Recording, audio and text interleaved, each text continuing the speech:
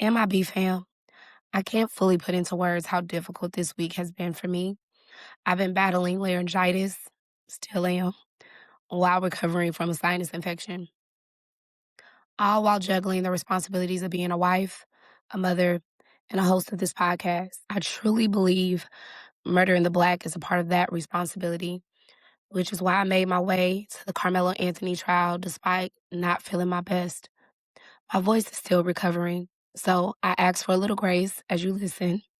Please know that in my 5 years of podcasting, this has been one of the most emotional episodes I've ever had to put together. The events I witnessed, the testimony I heard, and the weight of it all have stayed with me long after I left that courtroom.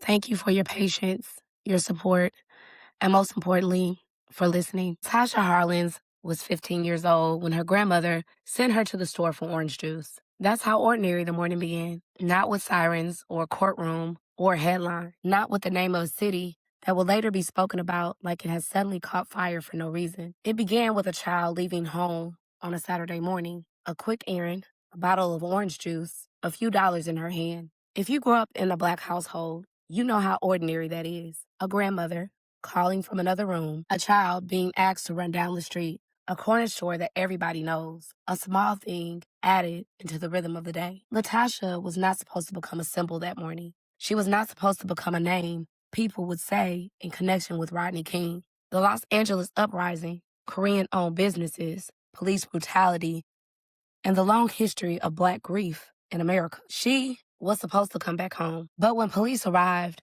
at Empire Liquor Market in South Central Los Angeles, Latasha Harlins was lying on the floor. She had been shot in the back of the head. The money was still in her hand. That detail is hard to move past because the accusation was theft, but the truth was in her palm. She had the money, and still, she did not make it home. This story is about Latasha Harlins, but it is also about more than Latasha. It's about Black girlhood. It's about families trying to survive private grief inside public pressure. It's about a city that was already wounded before the world started watching. It's about what happens when a community is asked to absorb one loss after another and then another, while being told that its pain is too loud.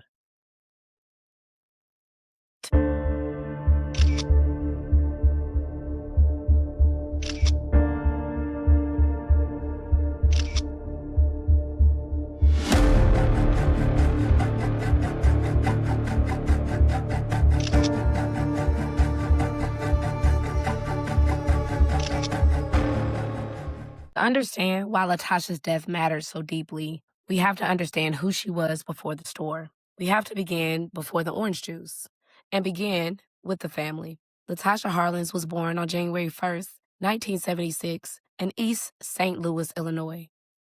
Her mother, Crystal Harlins, was only 16 years old. 16 is a child in so many ways, but Crystal became a mother in a world that rarely gives Black girls much room to be young. She was expected to mature quickly, work hard, figure it out, and keep going. Crystal would later have 2 more children, Sylvester, Vester Jr., and Christina. And like many Black families in the late 20th century, the Harlins family looked west with hope.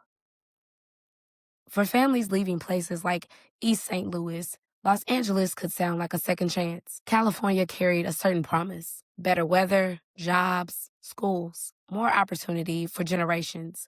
Black families had moved across the country looking for somewhere they could breathe. They left the South. They left towns where factories had closed or where violence had become familiar.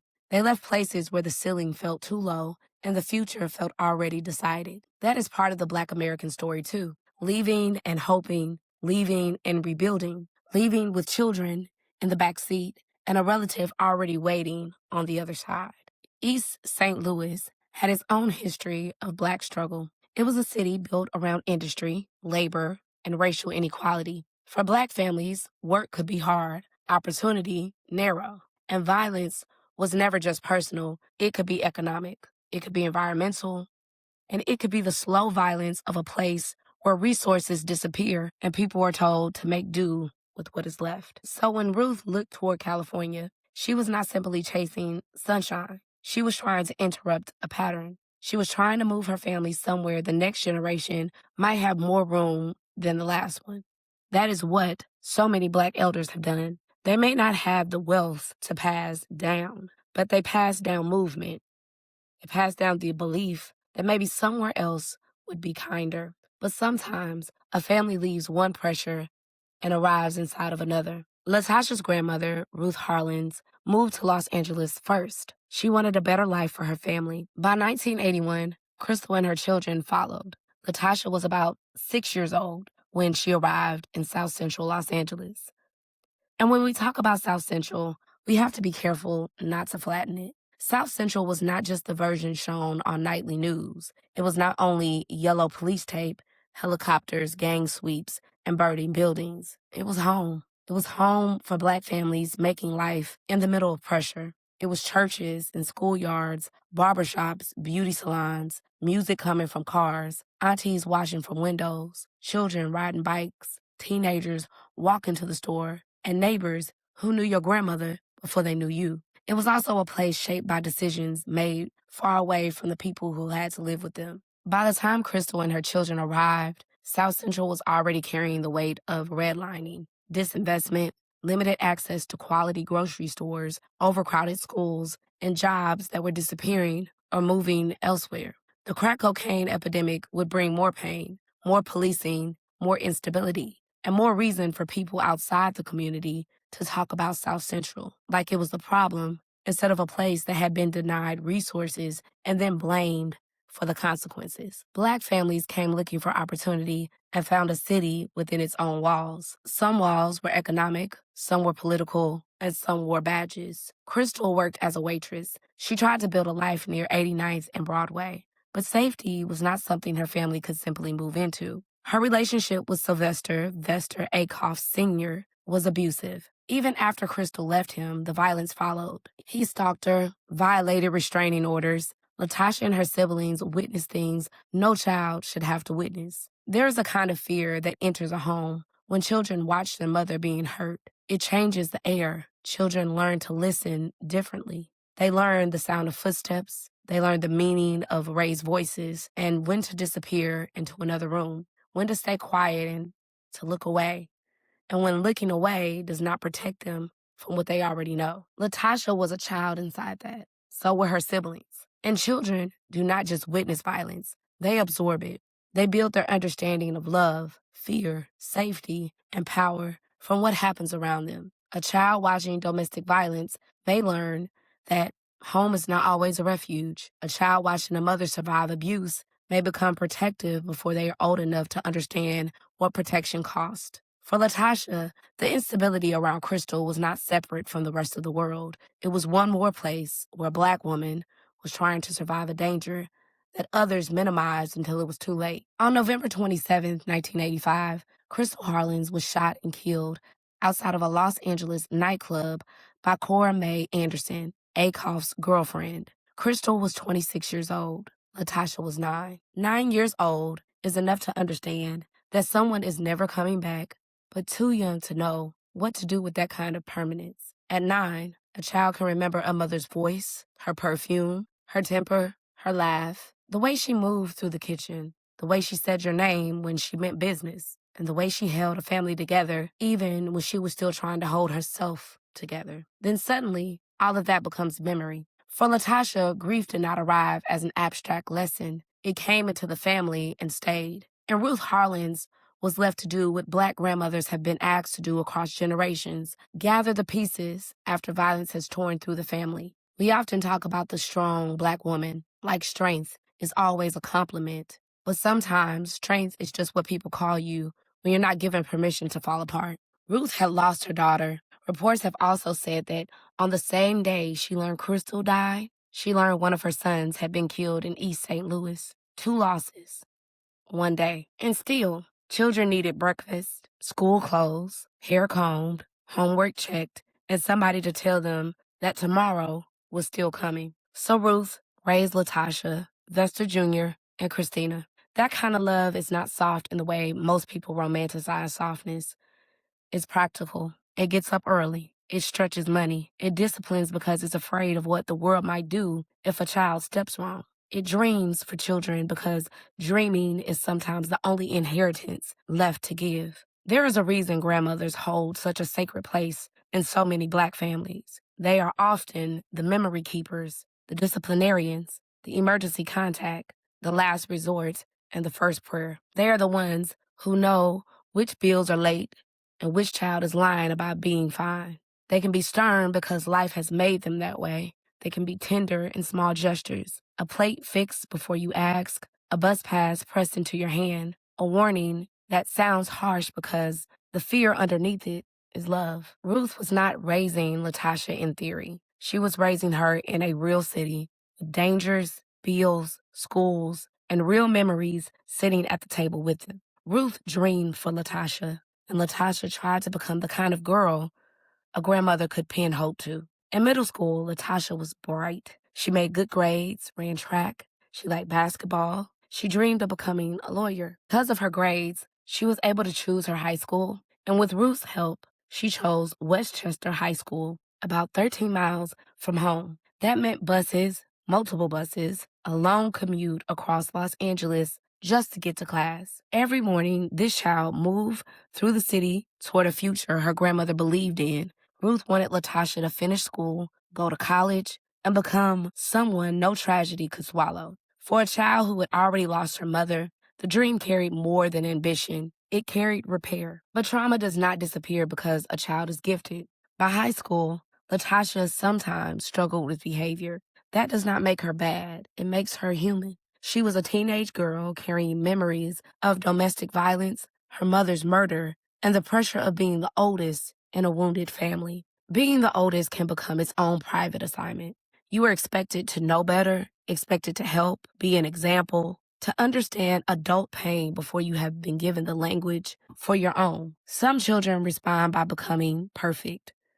Others become guarded. Some do both, depending on the day. Latasha kept much of her pain private. Friends did not always know the full weight of what she carried. That, too, is familiar. In many Black families, grief becomes something you fold up and put away before school. You learn to keep going and to laugh with friends while another part of you is still standing at a funeral. And Black girls are often given even less room to be complicated.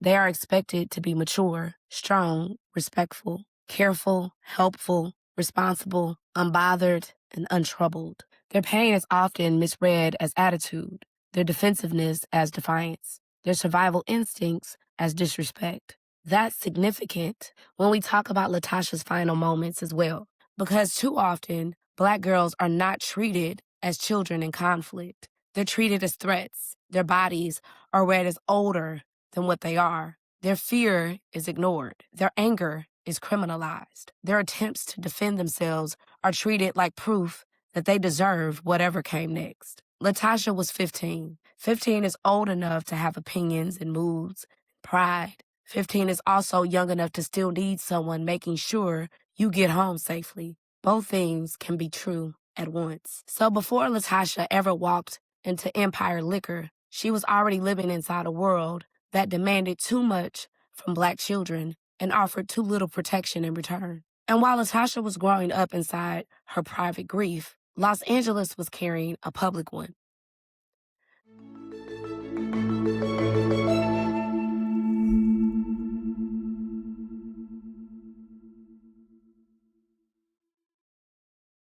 The tension between Black residents and the LAPD did not begin with Rodney King. It did not begin with crack cocaine or gangs. It was older than that. It belonged to a national history of policing, Black movement, Black neighborhoods, Black anger, and Black survival. In Los Angeles, that tension already had names. One of them was Eula Mae Love. On January 3rd, 1979, Eula Love, a 39-year-old Black widow and mother of three, was killed by LAPD officers in the front yard of her South Los Angeles home. The conflict began over unpaid gas bill. Officers fired 12 shots. Eula was struck multiple times and died on her lawn. The officers were exonerated, though the police commission later criticized the shooting and the department's review process. For Black Los Angeles, Eula's death was not just another police shooting, it was a warning. It showed how quickly a domestic crisis, a utility bill, a moment of distress could become fatal when police entered the scene and saw a Black woman through the lens of threat. That is what so many people outside the community fail to understand. These stories do not sit separately in Black memory. They gather. They become a part of a shared archive. A grandmother remembers one name, a father remembers another. A child overhears adults talking in the kitchen. The details become warnings passed down quietly. Be careful. Don't give them a reason. Keep your hands where they can see them. Say, "Yes, sir. Come straight home." The rules are taught as protection, even when everyone around knows they are not guarantees. By the late 1980s and early 1990s, South Central was under enormous pressure. The crack cocaine epidemic had devastated families and neighborhoods. Gang violence was real. People were grieving children, brothers, cousins, and neighbors. But the state's response was often more force, more sweeps, more surveillance, and more contact with police. The LAPD's Operation Hammer, launched in the late 1980s, sent officers into Black neighborhoods and massive gang sweeps. Thousands of people were stopped, detained, or arrested. For residents, this did not always feel like protection. It often felt like occupation. A community can want safety and still fear the police. A mother can want violence off of her block and still worry that her son might be beaten, framed, or humiliated by the officers who claim to be there to help. Black people have always had to hold these truths at the same time. This is why the national conversation often misses the point. People ask why a community does not simply welcome more policing if crime is present. But Black communities have long understood that the state violence and street violence can exist at the same time. One does not cancel out the other. People can be afraid of gangs and afraid of the police. They can want an end to drugs and still know that mass arrest will not heal addiction, unemployment, or abandonment. South Central was not asking to be ignored. It was asking to be valued. There's a difference. Then came March 3rd, 1991. Rodney King was stopped after a high-speed pursuit. What followed was captured on video by George Holliday. The footage showed LAPD officers beating King with batons, kicking him, and using overwhelming force while he was on the ground. America said it was shocked. Black people were not. They were horrified, angry, heartbroken, but not shocked. Because the video did not reveal something new, it confirmed something old. Black people always have been told to comply. Be calm. Do what they say. Survive the stop.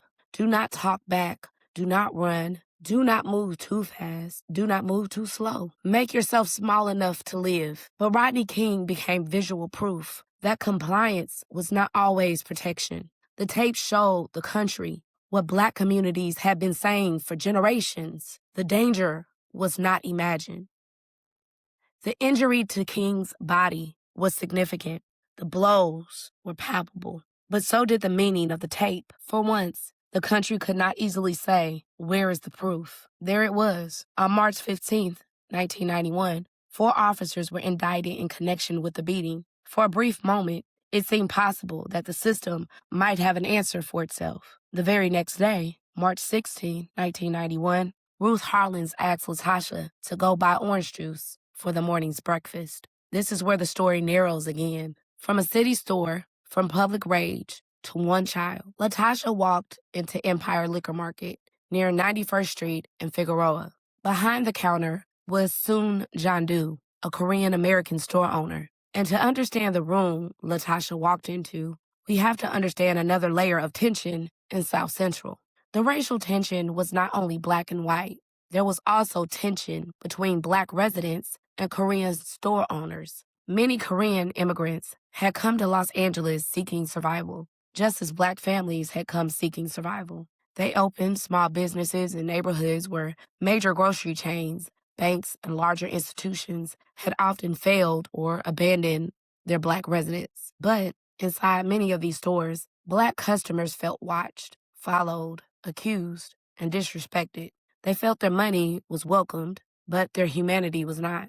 People talked about being treated like suspects the moments they entered. They talked about being spoken to harshly. They talked about stores taking from the neighborhood without hiring from the neighborhood. Korean store owners, meanwhile, often spoke of fear, robberies, violence, language barriers, and isolation. Many worked long hours behind counters, sometimes with little support, in neighborhoods they did not fully understand and that did not fully trust them. Two communities under pressure were placed face to face in neglected neighborhoods. And while the larger systems that created the conditions stood at distance, none of this excuses what happened to Latasha. It simply explains to you the atmosphere.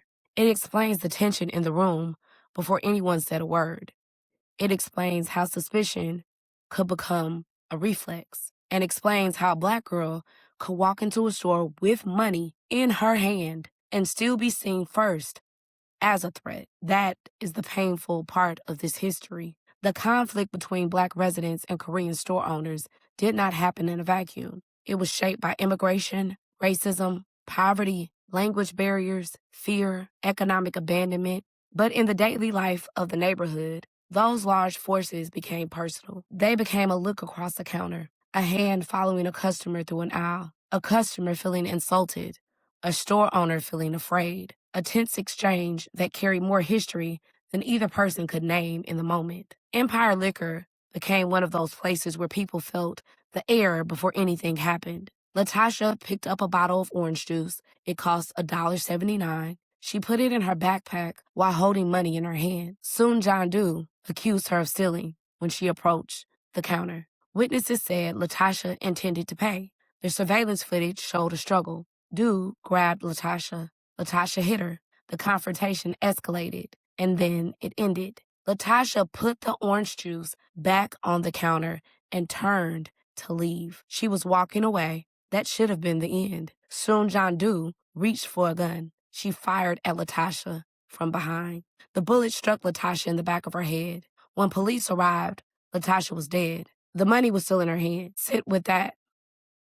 Not because that detail is dramatic, but because it's evidence of how wrong the accusation was from the beginning. The money was still in her hand. Latasha Harlins was killed in a store, but the wound was bigger than that room. It carried the weight of every Black person who had been watched, followed, stopped, searched, beaten, disbelieved, and then told the system had worked. Soon John Doe was charged with murder. Her defense argued fear and self-defense. But the video and witness testimony showed Latasha turning away, putting the merchandise back on the counter. In November of 1991, a jury convicted Doe of the lesser charge, voluntary manslaughter. The crime could have carried prison time. Instead, Judge Joyce Carlin sentenced Soon John Doe to 5 years probation, 400 years of community service, and a $500 fine, and no jail time for killing a 15-year-old Black girl. That sentence landed on South Central like another death. It's one thing for a family to lose a child. It's another thing for the court to look at that loss and decide that prison is unnecessary. That is second injury. The first is the killing. The second is the public measurement of a life taken. Judge Carlin said she believed Doe had acted out of fear and that prison would not serve the interests of justice. But for Latasha's family and for much of Black Los Angeles and surrounding Black communities, that reasoning sounded like another version of the same old story. The fear of non-Black person could outweigh the life of a Black child. Fear had become explanation. Fear had become mitigation and had become the language that turned a dead girl into an unfortunate outcome instead of a life that had been violently taken. And the question became, whose fear counts? Did Latasha's fear count when she was grabbed? Did her grandmother's fear count when Latasha did not come home? Did the community's fear count when it watched the court excuse what the video had already shown? Latasha's family was devastated. Her aunt Denise Harlins became one of the voices demanding justice. Community members protested. Some called for boycotts of Korean-owned stores. They did not want chaos. They wanted accountability. They wanted the court to say plainly that Latasha's life had value, but the law had spoken in a language Black people knew too well Black death was negotiable, and South Central understood the message. Eula Love had died on her lawn. Rodney King had been beaten on camera. Latasha Harlins had been shot while walking away. Again and again, the community was asked to trust systems that seemed unable or unwilling to see Black people clearly. Then, on April 29th,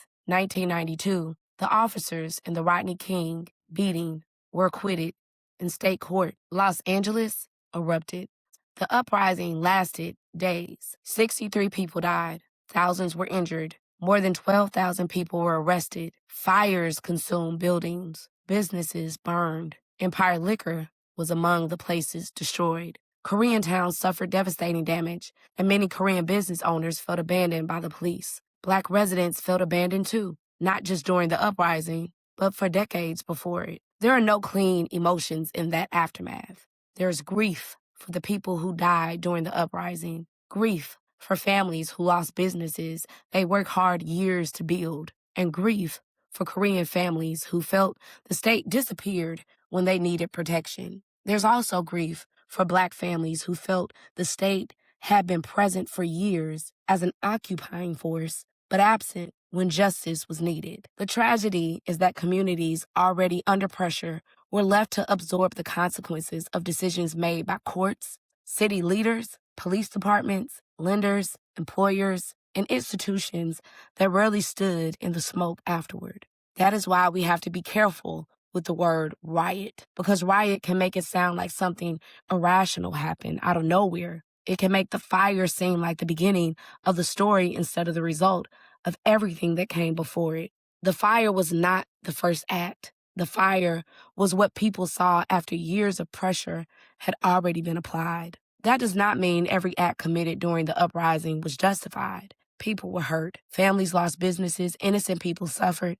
But if we only talk about the damage and not the conditions, when we end up telling the easiest version of the story, and the easiest version is rarely the truest. Latasha's death did not cause the uprising by itself. Rodney King's beating did not cause it by itself. The acquittal did not cause it. The uprising came from an acclamation, from old grief meeting new grief, from a city where people felt watched, contained, dismissed, and then openly disrespected by the courts. That is why Latasha's story cannot be told as one girl, one store, one gun. It was one girl, but it was also a city, a courtroom. It was also a police department.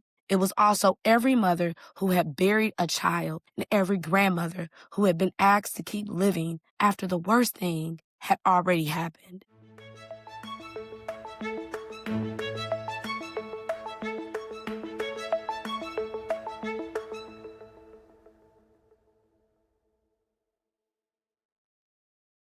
Only a few years later, America watched another Los Angeles courtroom, the O.J. Simpson trial. That trial was not just about whether people believed O.J. did it or not. It became something bigger, messier, and more painful. It became a referendum on the LAPD after Rodney King, after Latasha Harlins, after Eula Love, after decades of Black people being told they were lying about police racism. For many Black viewers, the Simpson verdict was not about celebrating the deaths of Nicole Brown Simpson and Ron Goldman. Their lives mattered. Their families' grief was real. But when Mark Furman's racism and perjury entered that courtroom, many Black people saw the LAPD finally losing the automatic benefit of the doubt. They saw a system that had brutalized, framed, harassed, and dismissed Black people being forced to defend its own credibility. For some, the reaction was not simply, OJ got away. It was, for once, the racist LAPD did not get to win the day just because it wore the badge. That's complicated. It's uncomfortable, isn't it? But it's history, and history is often uncomfortable when it's told honestly. And that's why the racial divide around the verdict was so deep and palpable. Many white Americans saw only the individual case and could not understand the reaction. Many Black Americans saw the case through the memory of every time police testimony had been treated like scripture. The OJ trial became a place where two Americas looked at the same courtroom and saw different histories. That does not make the case simple. It makes it American. And the pattern did not end in the 1990s. In June of 2026, a South Carolina jury acquitted store owner Rick Chow of the murder in the shooting of the death of Cyrus Carmack-Belton, a 14-year-old Black boy. Cyrus was shot in the back after being chased from a convenience store. Prosecutors said Chow acted in anger over suspected theft. The defense said Chow was protecting his son. The jury found him not guilty of murder. Different state, child, store, same wound. And while preparing the story, I also kept thinking about the Karmelo Anthony case. In April of 2025, at a high school track meet in Frisco, Texas, 17-year-old Austin Metcalf was fatally stabbed during a confrontation with Karmelo Anthony, who was also 17 at the time. Karmelo claimed self-defense. In June of 2026, he was convicted of murder and sentenced to 35 years in prison. His case has moved into appeal, with his supporters raising questions about race, jury selection, media framing, and whether a Black teenage boy was ever going to be seen with the same complexity other defendants are given. And I want to be careful here, because Austin Metcalf was a child too. His death is a tragedy. His family grief is real. This is not about erasing one family's pain to discuss another family's fear, but it is about asking hard questions. When a case becomes racialized, who gets complexity? Who gets described as scared? Who gets described as promising? And who gets described as dangerous? Who gets to be a child who made a devastating choice and who becomes a symbol before the trial begins? Now, you guys know I originally planned to attend the first week of trial. The case had been allotted 2 weeks, so I assumed there would be plenty of time for me to go because I was sick and you guys are hearing the residual effects of my sinus infection. I have laryngitis and it's just been an upheaval to get over this sickness. But this is way too important for me not to get on here and speak. Once the prosecution rested on Saturday, which by the way, they did hold trial on Saturday, which is at the discretion of the judge, and the prosecution rested, it became clear that the trial was moving much faster than expected. And at that point, I knew if I wanted to see any part of it firsthand, I needed to get down there. Now, if you're interested in all of the details of what I saw, who I spoke with, and some of the behind-the-scene observations from my time at the courthouse, I'll be doing a much deeper dive on our paid subscription. I don't want to bog this episode down with every note that I took. Instead, I want this to be a recap of what I witnessed and what it felt like to be inside that courtroom. I also want to be transparent about what I did and did not see. I was not present for the first 5 days of trial. I was only there for the final day. Everything that was publicly reported through the Associated Press and other media outlets is the same information I had access to before arriving. It wasn't until I got to the courthouse and began speaking with members of the public, independent podcasters, media representatives of the Associated Press, and people who had attended all 6 days of the trial that I was able to piece together a fuller picture of what had taken place. We know the broad narrative, we know the evidence that was presented, and we know the outcome, but there are still details that will only become clear once the official record is available. What I can speak to with certainty is what I personally witnessed. I was there for the closing arguments, the verdict, and the punishment phase of the trial. The courtroom was extremely heavy. There was a tension in the air that is difficult to put into words. It wasn't loud. It wasn't chaotic. It was simply present. You could feel it in the moment you walked through the doors. And what struck me most was that everyone seemed to feel it. Now, I'm not a member of either family. I wasn't there advocating for one side or the other. I was there because I wanted to hear the evidence, watch the process unfold, and see how the legal system handled a case that had captured national attention. When I first entered the courtroom, I was seated in the very back. From that vantage point, I could clearly see Karmelo Anthony's family seated on the right side of the courtroom. Austin Metcalf's family sat on the opposite side, and the members of the public filled the remaining seats. Before a single word was spoken, before the jury entered the room, before any argument was made, there was already an overwhelming sense that everyone present understood the gravity of what was about to happen, and that feeling never left the courtroom. Before the jury entered, Judge Roach met with both prosecution and defense regarding the jury instructions. The defense raised two objections. First, they requested that criminally negligent homicide be included on the charge sheet. Second, they objected to portions of the language surrounding provocation that would be provided to the jurors. Both objections were denied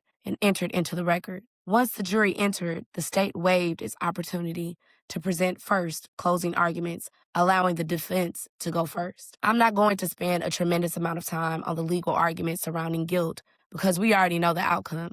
The jury ultimately found Karmelo Anthony guilty of murder. What stayed with me wasn't necessarily the legal arguments, it was the atmosphere. After a brief recess, the jury left to deliberate for what seemed to be only an hour to an hour and a half. Everyone filtered back into the courtroom. You could feel the grief amongst both families. Everyone seemed to understand that regardless of what happened next, there would be no winners in that courtroom. One thing that stood out to me when the jury entered the courtroom was the makeup of the jury itself. Throughout this case, there has been a lot of discussion online. And one thing I want to correct immediately is the claim that this was an all-white jury. This is just simply not true.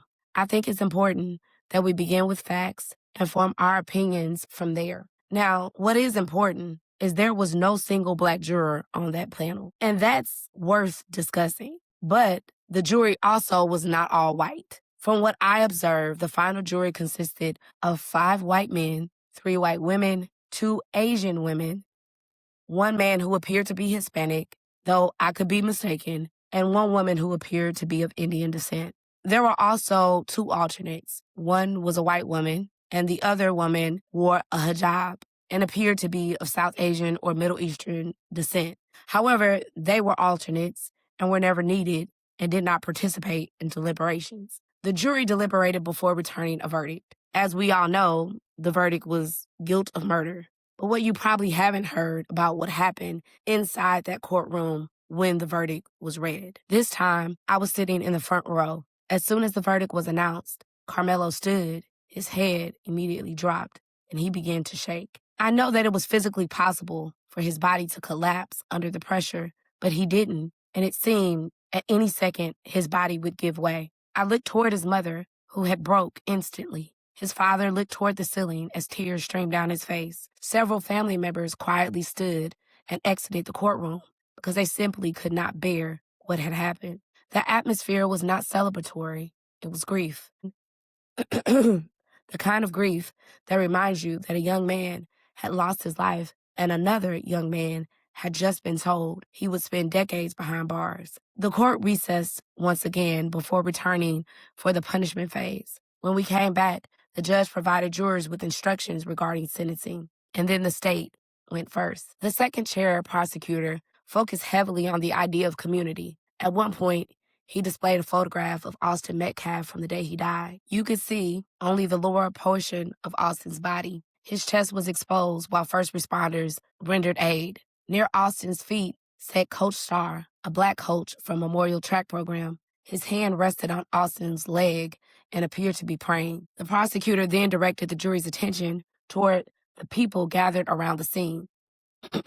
There were coaches and adults, community members. Several appeared to have their hands raised in prayer. Others had their heads bowed. His point was simple. Through the week, there had been significant discussion about Karmelo Anthony, but at its core, this case was about Austin Metcalf, his life, death, and the family left behind. He reminded jurors that their role was not to seek vengeance. This is not about vengeance, he told them, but it wasn't about leniency either. Their responsibility was to determine a sentence that reflected justice. When he finished, defense attorney Mike Woods stood and addressed the jury. He acknowledged that Austin's life had been taken and recognized the tremendous loss suffered by the Metcalf family. But he also asked jurors not to lose sight of Karmelo Anthony. He spoke about Karmelo's remorse, urged jurors to consider sudden passion. He argued that based on the evidence presented during trial, sudden passion was very much on the table. He reminded jurors that the defense did not need to prove sudden passion with absolute certainty. They simply needed to show that the evidence leaned in that direction. He asked jurors to consider that when determining punishment. Then the state's lead prosecutor rose for the final argument. If I had to describe his style, I would say he brought tremendous bravado into the courtroom. Maybe not aggression, but for sure confidence and assertiveness and complete command of the room. He described the case as simple, a senseless crime, a straightforward act for which Karmelo Anthony was responsible. Now, I'm condensing portions of his arguments, but I want to be clear about his closing words because they are not my words. They are his. He told the jury, the city of Frisco is a special place. What kind of Frisco do you want? Hold Karmelo Anthony accountable. Those were among the final thoughts he left with jurors. He also told them that while their jobs were hard and couldn't be described necessarily as easy, it was clear that Karmelo Anthony had killed Austin Metcalf and that sudden passion was not on the table due to the definition of sudden passion. And he said that it was simple, a life lost for life punishment. Megan, Hunter, and Jeff Metcalf had all been rendered a life sentence when Austin Metcalf had been killed, and it was only fair that they would produce a life sentence for a life lost. That was the remaining words the jury heard before they were told to go render a verdict. As you know, the jury ultimately sentenced Karmelo Anthony to 35 years in prison. What happened next stayed with me. As we waited for the sentence to be read, Karmelo was shaking. I don't know if he was nervous. I don't know if he was sad. I don't know. I only saw the visible representation of what he was experiencing. His entire future was hanging in the balance. When the sentence came down, he broke down in tears. His family broke down in tears. And the Metcalf family sat quietly, carrying a different kind of grief. And that's when something hit me. Once again, there were no winners. Not one. Austin Metcalf was gone. And nothing changes that. Nothing brings him back. Nothing restores the future his family thought they would have with him. And Karmelo Anthony, at 17 years old, will now spend decades behind bars, carrying the reality that he took another person's life. That doesn't disappear either. As a Black woman, I left the courtroom unsettled, not because I believed there should be no consequence. There absolutely should be consequence when a life is taken, but because I found myself wrestling with questions that don't have easy answers. Questions about accountability, punishment, proportionality, mercy, race, questions about how we determine whose fear matters and whose fear doesn't. I think one of the things that bothered me most was how quickly people became symbols. Austin, Karmelo, and once people become symbols, we stop seeing them as human beings. Stop seeing the families, the complexity, the pain. We pick a side, we argue, we debate, and somewhere in all of that, we lose sight of the fact that real people are living through these consequences. I didn't leave the courtroom with answers. In fact, I think I left with more questions than I arrived with. But I know what I felt. Grief, sadness, the weight of watching two families whose lives will never be the same again. And I was reminded that justice is often far more complicated than the headlines make it seem.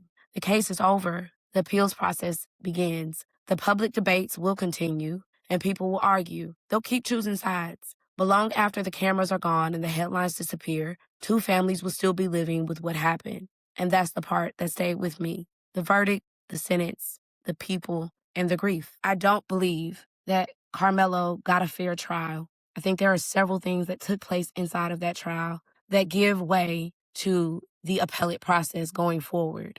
But even if his conviction is overturned and he's granted a new trial and found guilty maybe of the lesser charge, or there's a possibility he could walk, there's no winners in this. It is still an incredibly sad story that will stick with me forever. One thing I will tell you is that when the jury gave their sentence and Judge Roach dismissed them and went to the back to talk to them, he told Karmelo Anthony to go back to where defendants await the rest of the procedures. And I was sitting on the front row along with a Dallas activist who I became friendly with. And one of the things that she said as we both got up to stand, because I did not stay for victim impact statements. If you want to hear more about that, join me behind the scenes on our paid subscription episode. But as she stood up in open court, as Judge Roach had left, and this was against procedures inside of the courtroom, she said, as Karmelo turned to both of us, "Karmelo,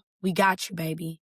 And her voice was filled with thunder. It was an assurance that this didn't stop after Karmelo left that courtroom. And he turned and looked at both her and myself with just a look of utter desperation. And the only language I have for it, that physical representation of what he was feeling inside of that moment, is help me. And I looked back over at him and said, we got you, bro. And I had barely a voice, even less of what I have today. He walked away and we walked out of the courtroom. And that was the lasting impact. And we have to stop as a community and a nation acting as if we have to choose sides. This is beyond tragic. I don't believe I have any words that will fully capture how I felt sitting inside of that courtroom as a spectator. I almost felt as if I did not belong. And I have cried so many tears as a result of this case, as a result of the Latasha Harlins case, and all of the cases that we've heard in the Black community on repeat.